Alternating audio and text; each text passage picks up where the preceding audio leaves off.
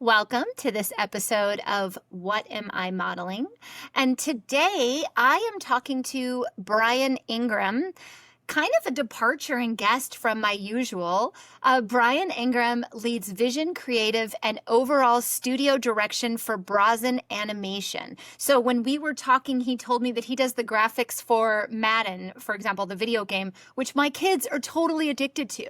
But Bryan's story sets back to a lifetime of challenges: abusive homes, drug abuse in the family, being poor, having to struggle and get jobs to get by. But throughout all of this, he states that he developed perseverance, grit, passion, and most importantly, faith. And we are going to dive into his story, which is truly fascinating. And I hope that you find it as inspiring and motivational as I did. He is a wonderful soul, and I could list off a resume of things that he does. But I think the most powerful thing, and the thing that deserves the most recognition, is that he moved forward in life with the faith that he was meant to be something bigger and didn't let these circumstances hold him back. So it is my pleasure to introduce Bryan. Hi, Bryan. So nice to have you here today. Thank you for having me so much. I really appreciate you having me, and I'm so excited to be with you today, Tricia.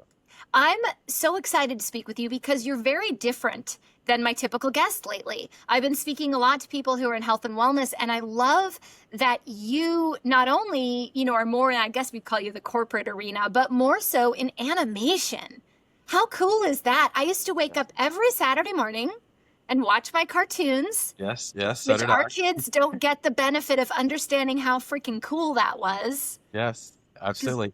Yeah. In your underwear, or at least for me anyway. In your underwear with a bowl of cereal in front of the TV. Yes, every Saturday. Yep, and you grab that cereal quickly and hop down and turn it on. I know they don't get the enjoyment of cartoons like we did, I don't think, because they can watch it on demand. Totally different, I think. But before we dive into this career of animation, because I'm actually very interested in how that came about, I wanted to ask you, if out of the gate, if I were to say or ask you, what words would you associate with what got you to where you are today? What are these lessons? If you were to sum up from the time you were born to now, are there a few words that would encompass kind of how you got to where you got? Yes, definitely. So one would be perseverance, grit, which are obviously it's very similar, and really passion. And then the last one would be faith. Perseverance, grit, passion, and faith. Oh, I love it. I love it. This show is built out of my passion. As I watch our children become less communicative, as I watch them withdraw from society in a world where we're so connected, as I watch their nervous systems get constantly stimulated and the development of disease from that, and I watch us modeling for our children very poor behavior often because we're trying to do it all. And our generation, it's great that we had all this opportunity and all this boom of technology and all these amazing things, but it also made us feel like we always have to keep up with people and we're always on the go. And what are our kids watching us do? And how is that impacting their health, their nervous system, their family life? When I look at the rates of suicide and drug abuse and all of this in these younger generations, this show was really built out of that passion. So I love connecting with other passionate people because between all of us, we're going to change the world, man. Yes, we're going to do it. Yes, we are. Absolutely. I mean, that's the goal. That's the mission that my company has, is to actually change the world. So, wow. Yeah. So tell me, when did you first fall in love with animation? Have you always been an artist? I've always, so what's really interesting is that my mom has told me that, like, as long as she could remember, I was always drawing and constantly drawing. And in fact, so my mother, it's very interesting, my family background. The women on my mother's side especially are like artists. They're artists, paint, musicians. My mother she was a 30-year theater teacher and directed plays. And so I actually grew up acting in her plays and things like that. And Oh, then I always drew as well. So I was always drawing. yeah. And those two things eventually came together. And if you think about what that is, that's actually animation, is acting and art. So that's what animation is. So from the time I was little, I was always doing that. But I did grow up in a very interesting, strange environment. Yeah, Along with that, yeah, it wasn't, you didn't just like have this talent for art and then be handed everything to grow this amazing business. I mean, there were a lot of obstacles that tried to knock you down and take you out, which is likely why you had to develop this perseverance. Are you open to talking about what some of those challenges were as a child? What was your childhood life like? yes. So I have to start at the very beginning. Please. So my father left when I was 2 days old. Not 2 weeks, not 2 months, 2 days. Are you the oldest? I'm the youngest of two boys, Okay. and the older boy is 7 years older, my brother, Uh-huh. and so unfortunately, he, in some ways, I was spared in this way, but he got to see there was lots of abuse. Oh. My father was very, very abusive to my mom. And so just essentially what's interesting is I found out later that my dad didn't want any kids at all. And my mom wanted four, and somehow end up with two. But when the second one came, that's when he was gone. So then it ended up my brother and my mom, and my mom was so distraught that she dropped me off with my grandparents. So she couldn't handle a newborn, like emotionally at that point. Yeah. And so she dropped me off with my grandparents, her parents, and they raised me until probably I was 6 months old, maybe 9 months old, somewhere around there. So I basically, my grandmother was sort of my surrogate mother in the Yeah. beginning. Um, and then fast forward, we were very, we had a little money. We were very poor. I think my mom made maybe like $18,000 a year. So we lived in government apartments Yeah. most of that time when I was growing up, and so the problem with that is obviously there's lots of abuse around. In a government apartment situation, there's lots of abuse around. So like everyone's on drugs, and then my brother being 7 years older, as I was growing up, he got on drugs himself when he was probably 14. Oh my And God. I have a 13, almost 14-year-old right now. Mhm. Yeah, I know. It's just very, and he was so again, I'm just talking about my brother for a second, but he was extremely smart, phenomenal athlete. By the time he was a freshman in high school, he was the starting point guard and starting quarterback on varsity. But he started going to parties with the seniors, and I mean, he just kind of fell into the whole thing. And unfortunately, he'd watched my dad be abusive. He became abusive to my mom. So then, I'd come home from school and my mom would have black eyes, and there'd be holes in the walls, and our, our stuff had been pawned off for drug money, like all the stuff in our house. Was he just using everything, or was he just whatever drug I can find, or was it going down a particular rabbit hole? Yeah, it went from like obviously marijuana, then cocaine, then heroin, and meth, and I mean just So it kind of was hardcore. Like right. it was, okay. Yeah. Yeah. And so now what's really interesting, and this is where, like, if I look back at my life and I think about how God sort of took care of me throughout that process, is the fact that there were several things that were happening in the midst of all that. When I would go stay with my grandparents, which was often, Mhm. they went to church, Mhm. and I got to be with them, and they were very, very devout. And my grandfather was an elder, and he was a leader in the church. And my grandmother was funny because during the sermon she would give me a sketchbook to draw on. So I was always drawing, and so I sort of related, and this will make sense later when I Mhm. explain. I always sort of related my faith or like faith and art together Yeah. somehow, right? And so, Well, it was a gift, right? right, Gift to you, for yeah, sure. Yeah. exactly, right. And Yeah. so there was that, and then my mother, she has her master's in her undergrad is in education and theater, but her master's is in classical literature. So, if you can imagine being growing up in that environment, however, I had this strange thing where like I was being taught about Beowulf and Shakespeare and like and watching classic movies and critiquing acting. And so again, if I just think about my life and think about all these things that were in place and how hard it was, Yeah. and then I'd go to school and I'd get made fun of. Like the kids would say, like my fourth and fifth grade year, had to live with friends because both my mom and my brother were in rehab. They both, Oh my gosh. and Hey, Bryan, so hang on really quick. okay, Back we go. Okay, okay, so both your brother, Piggy's here now. I totally So, so both your brother and your mom went to rehab?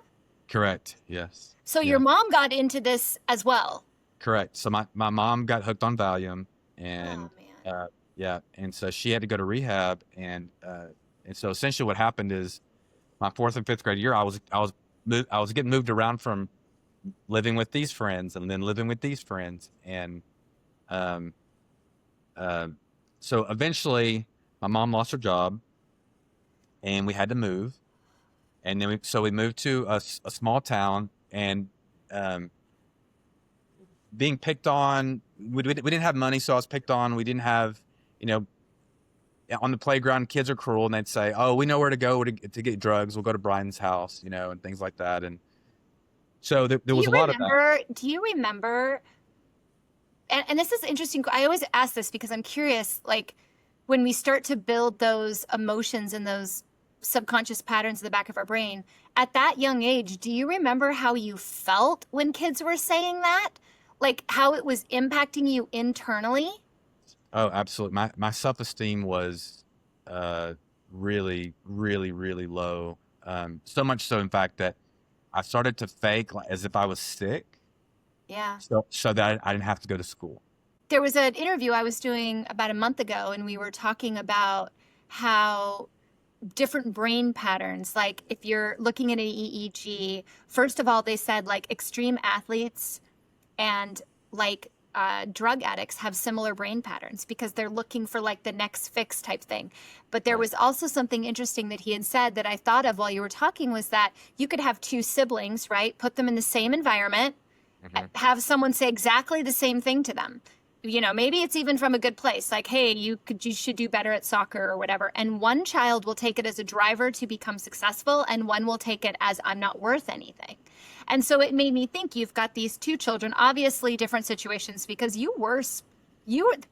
what a gift, your grandparents, Yeah. Yeah. and to be spared from a lot of what your brother experienced, but you were both technically in the same environment. Correct. So it poses a question to me. Why, or maybe you did, but I don't know, why didn't you go down that same route as him? Was it that influence of the grandparents, or was it that your brain interpreted it differently and you knew there was a gift there? Was it the faith component? I guess maybe you didn't know at that time, but that's what kind of goes through my head is why the difference in you? Right. I think for whatever reason, I mean, it's a great question because I've tried to basically psychoanalyze myself, Right. right? Like, okay, what was I thinking? What happened exactly? Um, I do think obviously the influence of my grandparents it was extremely strong. But also I watched how much pain my brother was causing, Yeah. right? And Learning from that. like I was seeing his self-destruction. I Mm-hmm. was seeing how much grief he caused my mom, and really other members of like my grandparents on my dad's side. They were trying to help him. Everyone was trying to help him, and I guess when you're at that age, and maybe just for me, rather than go down that path, my thought at the time was, I don't think God wants me to do that. Mm-hmm. and B, um, I I don't want to end up like that. I don't want to I don't want to cause other people that much pain. I don't want to. I don't know. It's hard to explain, Yeah. right? It makes sense though. I just wonder, like, when we're young, I think so often we don't realize what an impact we're making or we're modeling for the younger kids. We think, oh, they're just 3, they don't notice, or they're just 4, they don't notice. And that's absolutely not true. They absolutely notice, Yes, right? absolutely. And an Yes, impact. so Not to yeah, interrupt your story, but I just thought, that psychological aspect of it, it's like, anyway, okay. So you yes, didn't want to go to school. right. Mom and brother are in rehab. Yeah, yeah, exactly. So again, I'm just talking about just God again, looking at God's providence, maybe God's plan, maybe I don't know.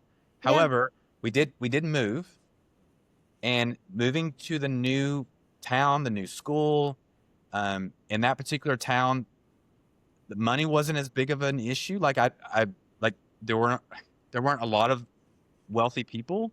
Hmm. Um, and then what's really strange too is that I remember that summer distinctly because it was the summer between 5th grade and 6th grade. Hmm. So So you were 10, I was maybe. 10, yes, Yeah. and I was that entire summer. You're gonna laugh. I I would stay up all night. I mean, this is probably not healthy, but however, but I would stay up all night, and I would watch like reruns like Green Acres and stuff like that. And then in the morning there would be like cartoons or like Fraggle Rock and Sesame Street, or not Sesame Street. I loved Fraggle Rock. Yeah, Fraggle Loved. Rock and the Muppet Show. That was one. The Muppet Show would come on, but again, these are all reruns, and the sun would be coming up, and then I would go to sleep. Now, so this is the summer, right? Yeah.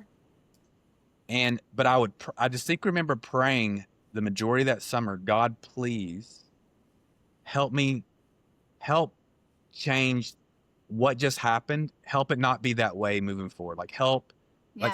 like help. Maybe I don't get picked on as much, or if I do get picked on, maybe I learn how to fight back. Hmm. Or, of course, at this point I'm 10, so I wanted girls to like me. So I was like, God, please let girls like me. Uh, just like God help change the circumstances. Essentially, is the way a 10-year-old would pray that. Yeah. And it was so, Tricia, I just can't. To this day, I can't explain how amazing, unbelievable what happened after that. Okay. Well, tell me. Yeah. You. So I started 6th grade, and because we were moving from kind of the city, we'll call it, Mhm. to the country, so it's a country town. Mhm. As is the case, I was viewed suddenly as the new kid, and I had a growth spurt, so I was chubby, and Mhm. I had a growth spurt, and so now my fat kind of stretched out, and the girls thought I was cute, and and the boys, but the boys wanted to, like, we're gonna challenge the new kid, and I started to fight back, and I started to win the fights, and then I was playing sports, and I started, like, I don't know, I'm not advocating fighting, but like I had never stood up for myself before, Yeah. and so Well, you had to stay small in that environment, right? Because right, you right, couldn't you couldn't be in the center of it all, or you would have been hit, right, by correct, somebody. Yeah. exactly, Yeah. exactly, and so then what happened is then, um, I became at that new school, I became popular, and I like it changed. I don't know. I can't describe what happened. It was really weird. It was like, and I was playing football, and then I became tough. I became known as tough on the football field, and so then I didn't have to fight anymore. And I, I don't know. And so my entire self esteem just went this weird direction after that. It's interesting. I think of the movie Can't Buy Me Love, right? Where he buys Right. himself into the popular crowd, and then the popular crowd ends up turning against him and all of that Yeah. type of thing. But in your case, it gave you the self-confidence and the self-worth. So did you start to, like, when did the animation as a career come in? So I then I decided to act, Mhm. um, and I was in my mom's plays. So my mom was teaching, and I was in her plays. So I acted all through school, and I got I was always drawing still again as a hobby. But then I was on acting scholarship my first years of college. Oh, me too. Um, and Oh, so, both and of so us. Theater, the theater nerds. Okay, there we are. right, Okay. exactly. So I had this weird, like, I was like theater, and I was a job. I played football and I did theater. That's Me good. too. I was a dancer and an actress. Yes. Yeah, right. Okay. Okay. I went So into medicine. Go figure. there you Anyway. go. Exactly. Right. Well, and so actually I started pre-med. I didn't know what I wanted to do. So I started pre-med. And I was like, oh, I don't know if I want to do this. In fact, I think in the school, the town newspaper, it has it. I wrote an article about me wanting to be an MD or something, which never obviously didn't happen. Um, so so, but I spent the next 7 years switching majors, switching schools, switching, and I didn't become a Christian until I was 19. And so I was actually like, I was really searching, and it was like praying. Like, I was so lost. I was like, God help me. I don't know what to do. I don't know what to do with my life. And so I went from like pre-med to architecture to, I was going to be a football coach. I was a programmer. I mean, all just kept, it was so crazy. Now keep in mind, all this time, I'm still dealing with my brother. Like, at one point, my brother came to live with me. He stole my car. He stole my check card and drained my bank account when I was in college, so I had no money. I couldn't eat. Yeah. And so I was still, my brother's been in and out of jail 6 times. Um, and so I, unfortunately, I'm still dealing with him, even after all these years. Yeah. He's actually developed schizophrenia, unfortunately. So, um, and so anyway, eventually what got me to through all that was my faith and praying to God, and God helped me, and helped me through that situation. I graduated college finally with a degree in art. Um, my in-laws thought I was not any good for my wife. That I So was going you're to be married at this time, that you have no yes, career, you don't know yep, what you're doing. yep, yep. Married, and I'm assuming you married Tony, Married Tony, the most and beautiful, fun, loving yeah, woman, one of my favorite people. So you marry her, but you yeah, still have no idea what you're going to be essentially. So correct. okay, yeah. Yep, absolutely. And so they were that honestly, they and even my mom. My mom says, I didn't know if you're going to amount to anything. And You know, so a lot of kids though get told that and they never amount to anything. So do you really feel like if you were to back up on these, I mean, obviously you had perseverance and grit and passion, but do you really feel like it was just the faith? It was just your path. And when you finally tuned into it, that just allowed you to have that perseverance? yes, I feel like there was something that stuck with me early on. Again, maybe my grandparents or Mhm. once I became a Christian, but this notion of um, the notion of the perseverance that you read about in the Bible, that Yeah. some Christians were severely persecuted and they were getting thrown into lions pits and the Colosseum and things like that. Something stuck with me about just no matter how hard it gets, Hmm. you just keep going. Yeah. You just don't give up. You don't stop. You don't, and you never know where your path is going to go, but you just know you just don't quit. Yeah. And and so Yeah. um so I Because that's think living a lot of in uncomfortable scenarios, right? And when people right, get uncomfortable, they retract. They correct, back away and say, I can't, I'm uncomfortable, I can't do it. I'm just going to keep things where I know it. I'm going to stay small. And you're doing the opposite. You decided to become bigger, which yes, is not a common thing, just so you know. Most people, when they've grown up with that, hmm such as your brother perhaps, right, continue to do what they know because it's comfortable. And the thought of changing or the thought of growing or the thought of trusting hmm that there's a different path for them is hmm so scary that they never actually take action on that. right, So it's yep, incredible that you did. So keep going. yes, okay, okay. Um, so that I graduated with a degree in art, but I didn't know animation. So what I did was, I'm newly married, and I told Tony, I said, my wife, I said, I feel like I have to teach myself. If I'm ever going to do this, I have to teach myself, because I didn't know anyone. And so what I did was I was working at odd jobs, right? I'd done jobs through college. Like I'd worked at retail, and I'd worked at McDonald's. I'd worked at different places, growing up, Pizza Inn, all kinds of stuff.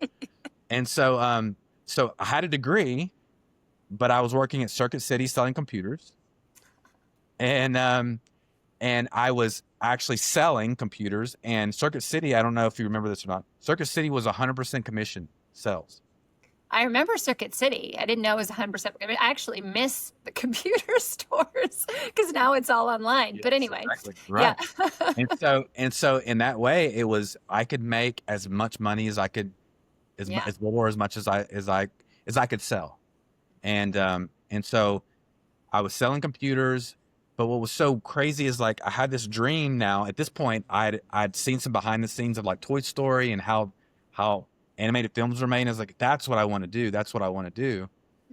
And I was walking around Circuit City, and they had on these giant, big screen TVs playing animation all the time. And here I was working there, and I was not getting to do the thing that I wanted to do.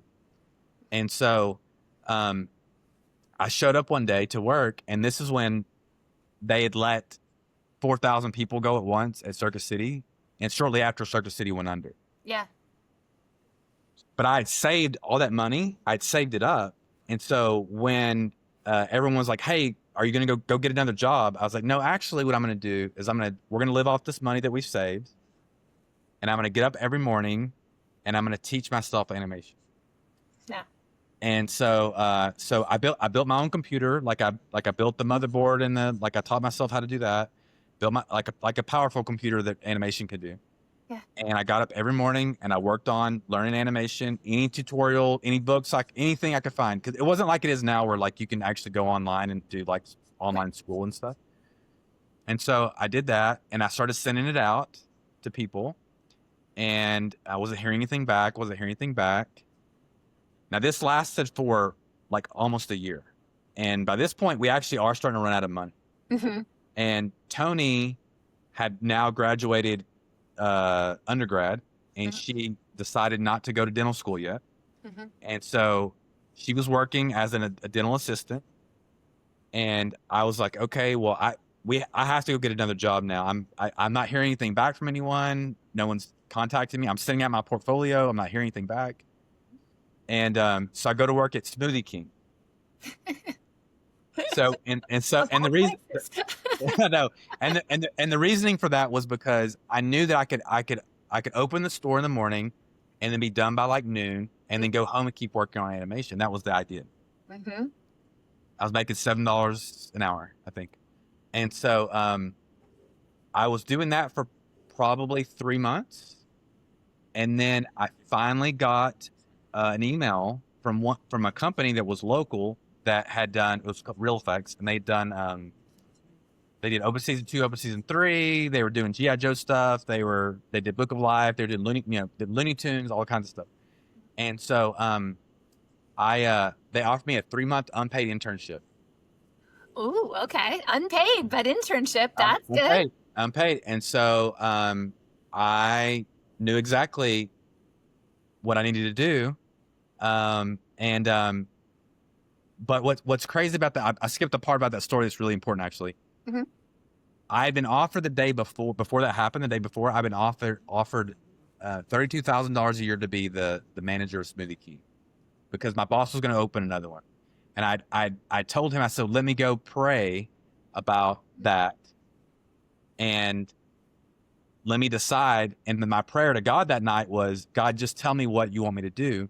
And when I woke up the next morning, I had an email from Real Effects saying, hey, would you come in for a 3-month unpaid internship? It's so cool. I do a lot of work with, manifesting even, and like living in your future self. Yeah. Because I think so many people say, I want to do this, and then they wait for the opportunity to fall in their lap. And you know better than anyone that you have to take action and live in what you're trying to create. So you're waking up in the morning, you're practicing animation. You have no idea if it's going to go anywhere, but you do it because that's what your future self would do. Right. And you put in your head, this is what I want. This is what I'm working towards. And you open up those possibilities. And then when little things come in, you act on them, right? Out of faith and trust. And it's hard work, but it isn't, because it's the hardship you have to go through of it not making money and testing you on whether or not that is what you truly want to do with your life. And this is a very scary aspect for people. And even doing the mindset shifts around that and helping even some of my clients get through with their health when they've grown up in an abusive family and they have patterns, and maybe they overeat, or maybe they, don't do proper self-care because they've learned these other patterns. And when I say to them something like, you need to live in your future self, you need to think about what is your future self. And if you want to end up here, what do you have to do now? Mm-hmm. Right? Right. And it takes a really disciplined person to do that. Mm-hmm. So obviously, I mean, you had all these life experiences, you had all these things that came about, but there was a decision made in a moment. You see something on a screen, you say, that's what I'm going to do. And you don't mull it over. You don't sit there for years and go, oh yeah, I'd kind of like to dream about being an animator. You practically the next day get up and say, I'm going to take action on that. Yes, absolutely. That's it. And it's so crazy. And the reason I told you about the acting and the art is because I realized it happened like that. It dawned on me, is like, oh, you mean I can do this? And it's like acting in like my art that I've always done. And so it was like that. It was like, that's what I want to do. That's it. And it's been there the whole time. Right. It's been in front of you the whole time. Yes. The gifts, the acting, the mom in theater, the a gift of art, the ability for you to be put in those situations with your grandparents to nurture that gift, right? Yes. And the fact that it did come down to, I don't have enough money, I'm picking up odd jobs, I don't love what I do, and that aha moment that we always see in hindsight that many people never actually get to because they never open their eyes up to the possibility of even taking the job at Circuit City or taking the job at Smoothie King, right? They say, no, I'd rather just be on unemployment. I'm not going to go do it. I don't want to be at Smoothie King. That's not what I want to do. But you did it anyway. And from that, and from these odd jobs, your path was right there. Yes. And how many times do people walk past that path? Right. Every day. It's right in front of them. Yes. Absolutely. Right? That's right. Yeah. I grew up in the fashion world, in the modeling world. I grew up in front of a camera. Okay. My mom was a model. I was thrown into it. Mm-hmm. Through all the crap you learn in that industry, which is not fun as teenagers and adults and whatnot. It wasn't until I was in my 40s I was like, oh my gosh, I've lived my entire life by other people's expectations of who I'm supposed to be. And the identity crisis that goes through it. And when I reflect back and I look at where I am now and what I do now and what I love to do and what I do for passion and the people that I surround myself with, they all came about because of all those experiences and me understanding that this entire time the world's been trying to tell me, hey, just be you. Just be you. Everything's going to work out if you just take the gifts you were given and use them to your advantage. So how old were you at this point where you all of a sudden you're like, oh my gosh, I now realize that all these gifts that were given to me for a reason, and here's what I am. Yes, absolutely. Well, and so at this point now, in this part of the story, I am 25. Wow. Right, because remember, because it took me 7 years to get through school. But that's young though, like to realize that. Good for you. I was in my 40s and I was like, oh, okay, here's what I'm supposed to be when I grow up. Well, I mean, I don't know. I think that what happened to me though was that then I was like, oh no, to me anyway, obviously at that point, I felt like I was behind. I was like, oh no, I'm behind. So I started my internship. So this is actually, I apologize. This is an important part of the story. Yeah. I started my internship. It was 3 months unpaid. Okay. Mm-hmm. We only had enough money in the bank, Tony and I, to last a month. So I knew that something had to happen. Like they had to hire me. Something was going to have to happen. And so, so I went in and I started I just did everything like as an intern would. Like I'm building desks, I'm changing light bulbs, I'm doing all the things. But I'm also working on animation. So I would do that, and then I would go home and I'd work on animation. And the company at that time was small at that time. They were probably at 25 people at that time. And so, but what I would do, but they still had like some talented people there. And I would go home and I would work on animation. I'd bring it back to work and I would show everyone. I would show my coworkers. I sent it to the owners of the company. And then I'd go into there were two owners, and I one of them I would send my animation to. The other one was more the business guy. And I'd go in and I'd knock on the door and I would just say, hey, can you tell me? And I don't know where this came from. I have to tell you. I'd go in and I'd sit down and say, hey, tell me about this company. How did you build this company? What did you do? Like, what does it take to run an animation studio? And Grant, keep in mind, this is like a brand new unpaid intern. And I'm going directly to the owners and I'm asking them all these, how did you build this company? What's the mission and vision? What's the, and then I'm also working on my animation as well. Okay. So I just can't imagine what they thought of me. They must have thought I was this crazy. Thought you were incredible. Well, as a business owner now, like if I had somebody coming to actually ask me how I did it, I would find that so impressive. Actually, I'd be like, well, thank heaven someone's curious. Like, because curiosity is intelligence, in my opinion. If you don't ask questions and you don't look at other options and learn from people, then why are we here? Right. Absolutely. Yeah, I think that's beautiful. So you were already highly curious and still like, oh, no, I need to figure this out. That's awesome. I think that's incredible. So I hope they hear this interview and they tell you what they thought of it, because I bet they thought it was incredible. Yes. And so, well, that it's funny because the owner said later on, like years later, because I didn't work for them for like almost 9 years. Yeah. But he said later on, he said, Bryan doesn't take no for an answer. That was his summary of me. So what happened was that I was doing all that, and I was doing these animation tests, and I was showing them, unbeknownst to me, the animation tests that I was doing. One of them was they were using G.I. Joe. I was using G.I. Joe characters that they had built, and they had a thing with Hasbro where they were doing they were trying to get a G.I. Joe movie. Yeah. So they showed the stuff that I was working on to Hasbro. And so now this was so I started October of 2003. That was the beginning. Let me back up. Actually, it was September of 2003. That was the start of my internship. And then the end of September 2003, I was out of money. I came to work that day and I said, and I've been praying about it, and I was like, okay, I don't know what to do. I think I'm going to have to go talk to them and tell them I can't work anymore because I can't afford to work. Well, before I could go talk to the owner, he walked up to my desk. He knocked on my desk. He said, come talk to me. I went into his office. He said, okay, all right, Bryan. He goes, I know you want to be an animator, right? I said, yes, sir. He goes, well, you're not very good. I said, okay. He said, but you will be.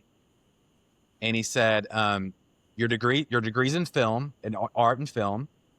He goes, you know how to use a camera. So in animation, it's called layout. It's basically, it's the camera in animation. Okay. So you're doing, it's composition and all that stuff. And he said, so you know how to use a camera, you know composition. He said, and you know the software really well. And I love your work ethic. And so I'm going to start you as a junior layout artist on the new G.I. Joe film that we just got awarded.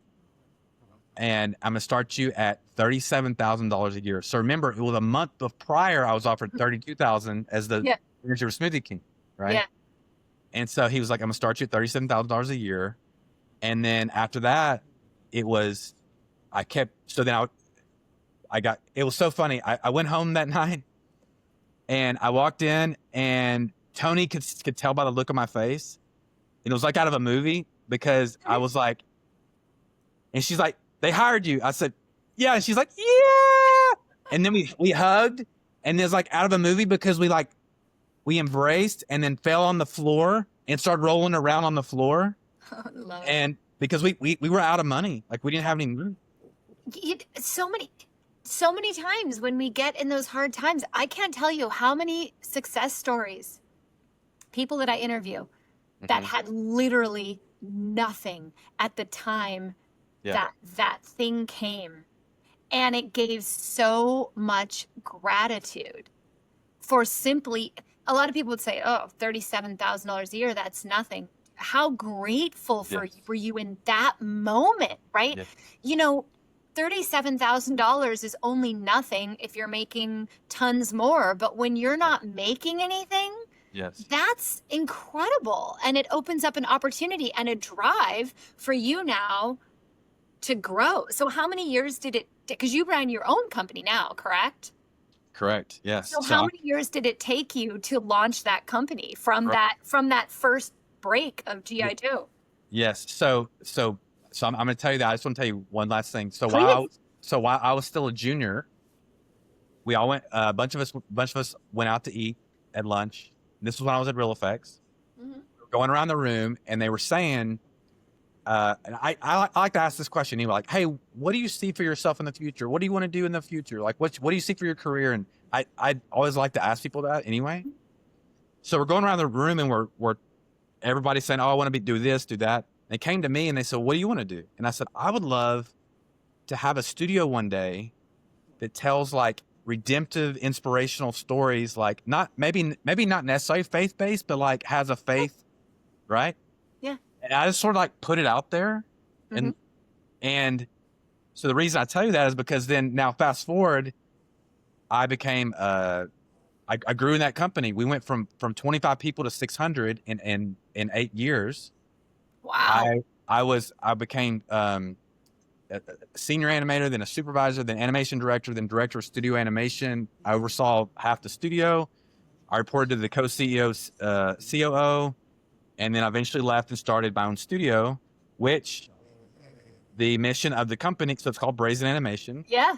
And it's called Brazen because in the Old Testament, you have the brazen altar. It's where you brought your best to God, all your gifts and talents and abilities to God.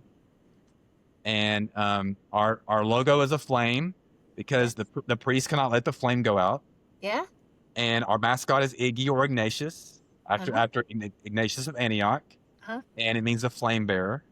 Yeah. And so built this company from scratch, and so let's see, we've worked on Space Jam 2, and I was going to ask you, I want to ask you, what have I seen that you animated? I mean, I'm sure the list is very long, but no, it's good. No, it's good. So obviously, pre Brazen at Real Effect, Open Season 2, Open Season 3, Ninja Turtles movie. Worked on Looney Tunes short films. One was shortlisted for the Oscars. Just worked on tons of projects, video games. And then at Brazen, we worked on Fortnite, all the John Madden football games, Space Jam. are you kidding me? Do you know how my kids are going to flip? They play Madden. They play Madden all the time. I won't let them play Fortnite. Well, I understand. That makes They sense. want to. Yes. My younger one, my 13-year-old wants to. My 17-year-old could care less, but my 17-year-old plays Madden all the time. He's going to flip. He's going to say, wow, whoa. Okay, keep going. Yes, absolutely. Yeah. So we've worked on the last 7 years. We do all the graphics for Madden.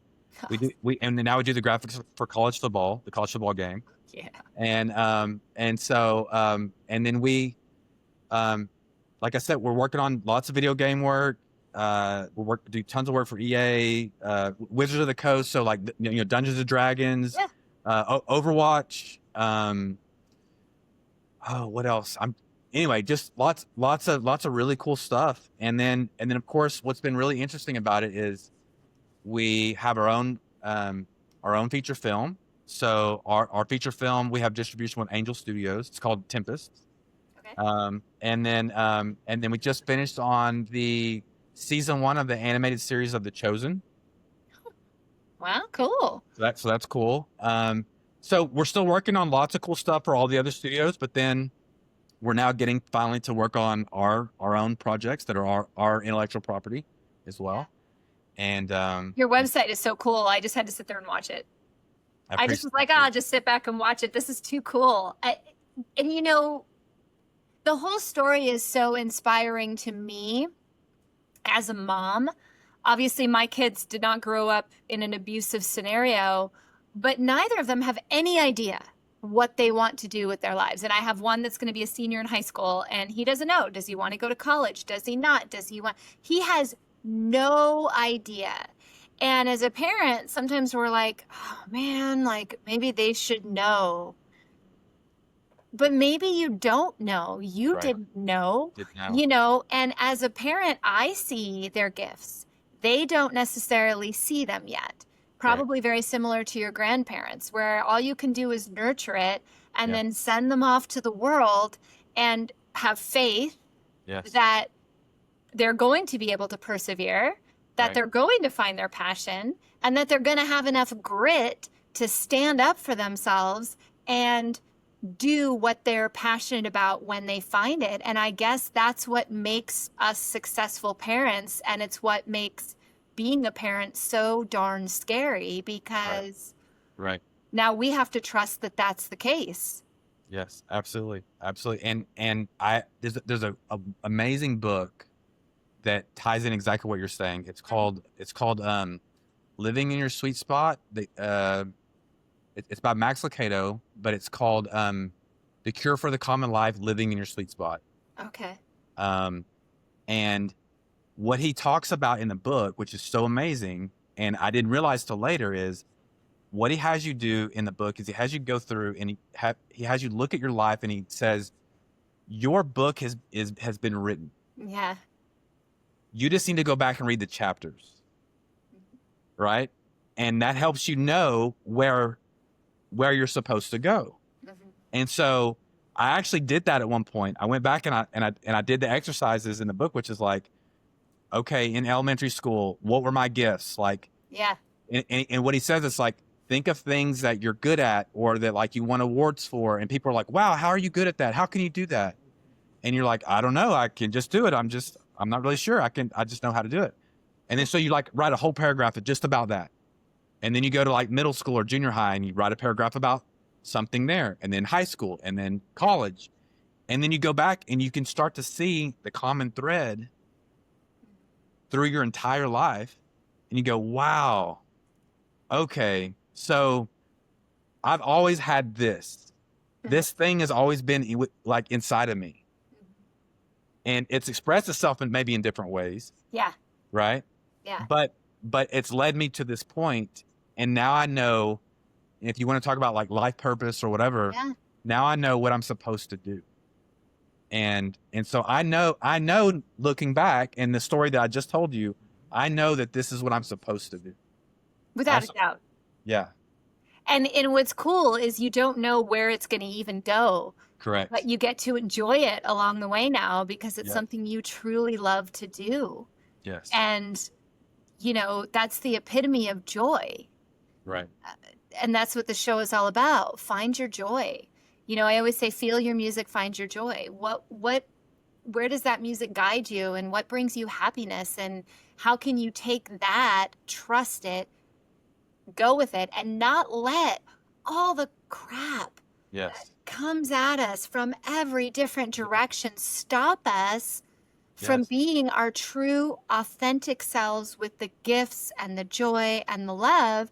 Yes.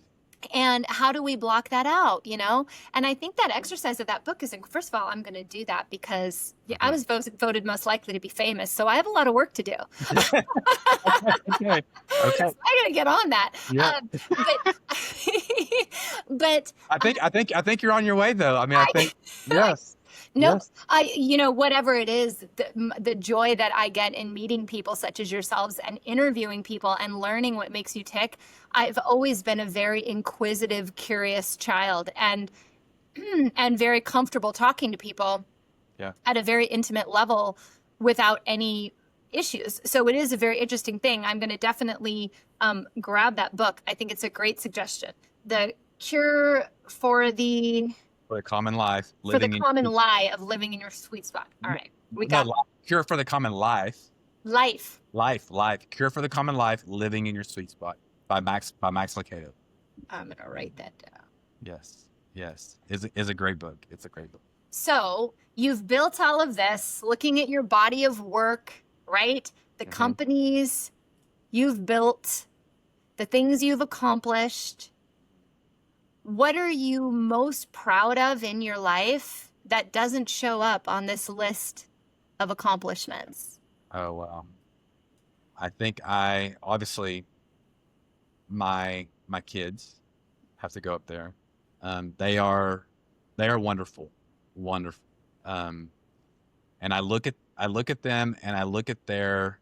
It's funny because perseverance is a huge part of like my life and what's happened. I mean, even building Brazen, you know, it's been difficult. Like they're like I couldn't make payroll, so I had to write a personal check and just things like that, right? And so, trying to teach them grit and perseverance themselves, but most importantly, faith in God that he's got them. He's taking care of them as well.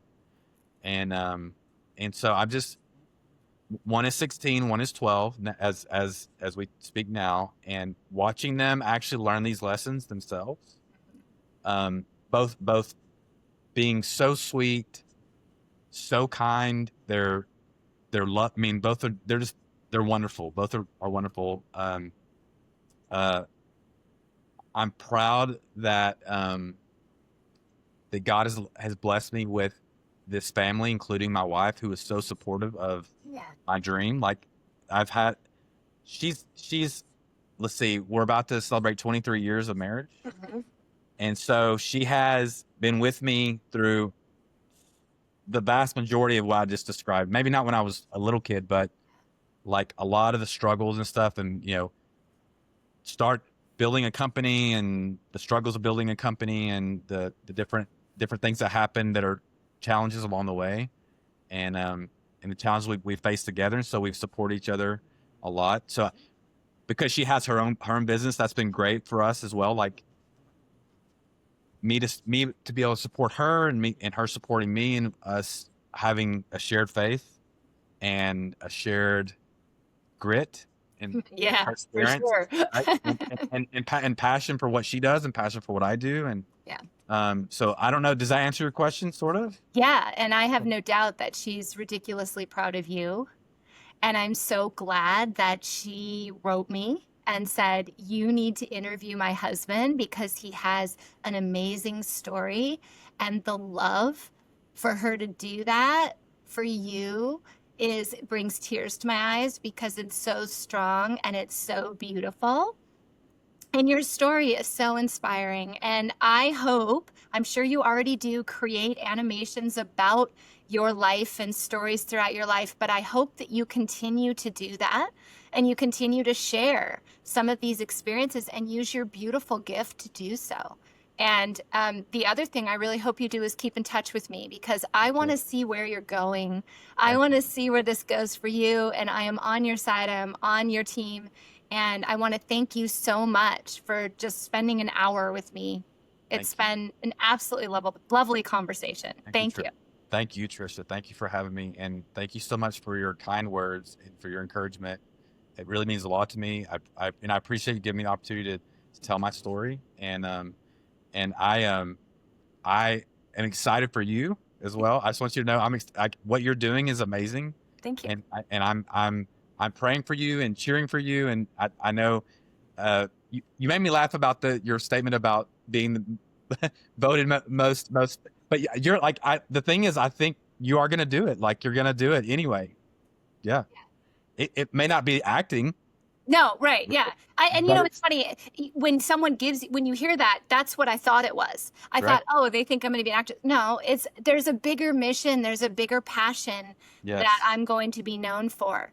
And if that changes just one life, if it saves one child from suicide, if it changes one overworked mom that feels like she can't go on, if it inspires someone to take the trouble of their past and turn it into an amazing company that can pay it forward in other ways, like, my legacy is there. So that then I'm good. So I just thank you so much, and please stay in touch with me. And if people want to check it out, tell them where they can find you. Your website. My website, it is brazenanimation.com.